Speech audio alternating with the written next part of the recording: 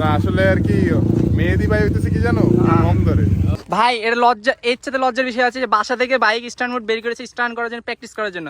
এসে দেখছি বাইকে তেল নাই। আমি প্র্যাকটিস করার জন্য এটা আমার সাথে সবসময় হইতো। আমি তখন এর ওর বাইকের তো নামাইতাম ছিল। দেখে ভয় খেয়েছে, হ্যাঁ পাবলিক দেখে ভয় খেয়েছে। আমাদের গ্রাউন্ডে সবসময় এমনই থাকে। আপনারা তো ভিডিওতে অনেক হাসি খুশি লাগে, আপনি এখন এরকম কেন ভাই? কিছু বলবা? না আসলে আর কি মেহেদি ভাই হইতেছে কি জানো, কম ধরে। আমি ভাই হাসি খুশি থাকি ক্যামেরার পিছনে, সবসময় অ্যাকশন ক্যামেরার পিছনে। ক্যামেরার পিছনে। এটা তো ঠিক না, ক্যারেক্টার সবসময় এক রাখা উচিত। চুরি করার পরে কি বাইকের প্রেসার কি আরো বেশি বেড়ে গেল? না না প্রেসারই নাই, এই জন্যই তো দেখতেছি, চেক করতেছি আমার হেলমেট কই। হেলমেট ছাড়া আমি স্ট্যান্ড করি না। হ্যাঁ এটা ও ক্যামেরা দেখে তুমি ভদ্র হয়ে গেছো ভাইয়া,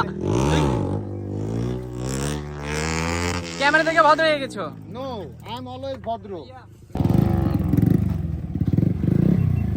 এই কইটা গেছে রে বাপি। अरे जोश, और क्या क्या देखना पड़ेगा।